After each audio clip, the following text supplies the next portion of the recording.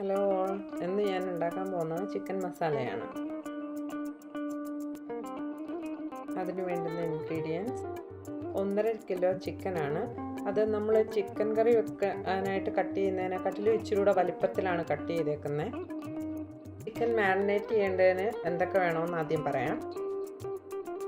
2 table spoon Kashmiri chilli പൗഡറാണ്, 1/2 teaspoon മഞ്ഞൾപ്പൊടി, 1/2 teaspoon കുരുമുളക് പൊടി, 1/2 teaspoon garam masala, 1 tablespoon നാരങ്ങാനീര്, ആവശ്യത്തിന് ഉപ്പ്. ഇനി ചിക്കൻ മസാല കറിയാക്കുന്നതിന് വേണ്ടുന്നത് പറയാം.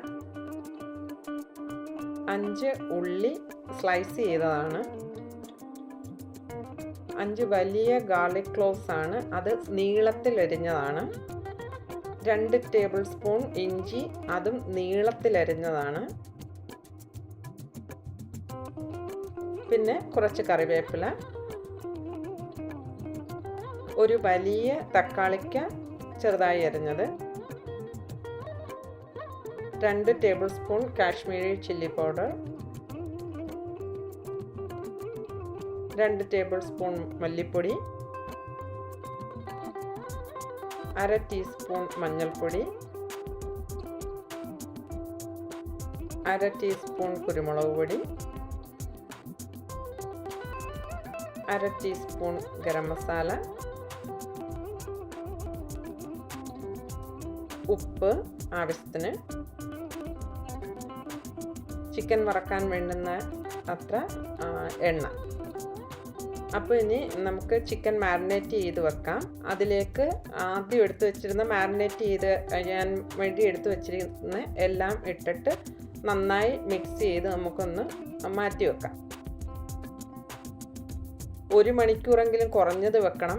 ഞാൻ പൊതുവേ ചെയ്യുന്നതെന്ന് പറഞ്ഞാൽ വൈകുന്നേരം ചിക്കൻ കട്ട് ചെയ്തിട്ട് മാരിനേറ്റ് ചെയ്തിട്ട് ഫ്രിഡ്ജിൽ വെക്കാറാണ് പതിവ്. അങ്ങനെ സമയവും സൗകര്യവും ഒക്കെ ആണെങ്കിൽ അങ്ങനെയും ചെയ്തോ.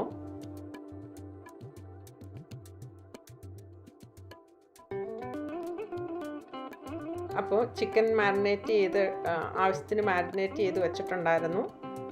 ഇനിയും എണ്ണ ഒരു പാനിലൊഴിച്ച് ചൂടാകുമ്പോൾ അതിനകത്തേക്ക് ചിക്കൻ ഇട്ട് വറുത്തെടുക്കാം. അപ്പോൾ ഈ ചിക്കൻ വറക്കുന്നതെന്ന് വെച്ചാൽ അങ്ങ് ശരിക്കും മൂപ്പിച്ചെടുക്കത്തില്ല, ജസ്റ്റ് ഒന്ന് ഫ്രൈ ചെയ്തെടുക്കത്തേ ഉള്ളൂ. ചിക്കൻ വേകണം, അത്രയേ ഉള്ളൂ. ഒരുപാട് മൂപ്പിച്ചെടുക്കത്തില്ല കേട്ടോ. 2 സൈഡും തിരിച്ചിട്ട് വേണം മൂപ്പിക്കാനായിട്ട്. ഇത് നെയ്ച്ചോറിൻ്റെയൊക്കെ കൂടെ കഴിക്കാൻ ഭയങ്കര ടേസ്റ്റാണ്. നെയ്ച്ചോറ്, അപ്പം, അതിൻ്റെയൊക്കെ കൂടെ കഴിക്കാൻ പറ്റും. അപ്പോൾ ആദ്യത്തെ ട്രിപ്പ് ആവശ്യത്തിന് മൂത്ത് വന്നിട്ടുണ്ട്. അത് കോരിയിട്ട് ബാക്കി ചിക്കനോടിട്ട് വറുത്തെടുക്കാം.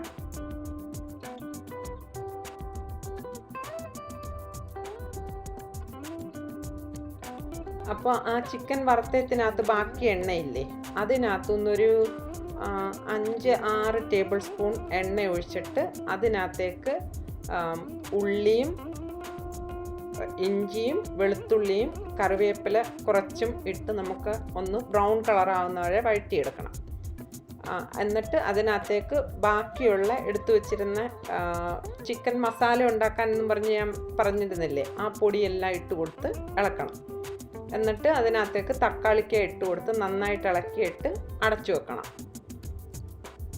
അടച്ചു വെക്കുന്നത് ആ തക്കാളിക്ക പെട്ടെന്നൊന്നും വെന്ത് വരാനായിട്ടാണ്. നല്ല പോലെ വെന്ത് ഇതിനകത്ത് ചേരണം, അതാണ് അതിൻ്റെ പരുവം.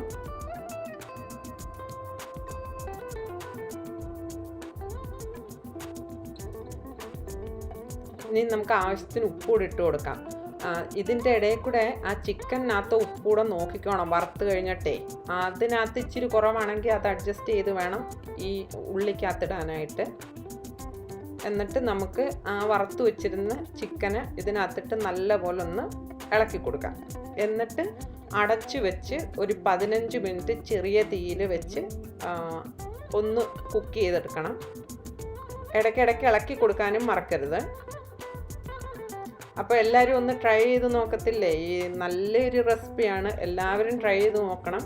ഇത് നിർത്തുന്നതിന് മുമ്പേ ഇച്ചിരി കൂടെ ഒരു കറിവേപ്പില ഇട്ട് കൊടുത്തിട്ട് വേണം നിർത്താൻ. എന്നിട്ട് ചൂടോടുകൂടി സെർവ് ചെയ്യണം. എല്ലാവരും ഉണ്ടാക്കി നോക്കിയിട്ട് എന്നോട് ഒന്ന് അഭിപ്രായം പറയണേ.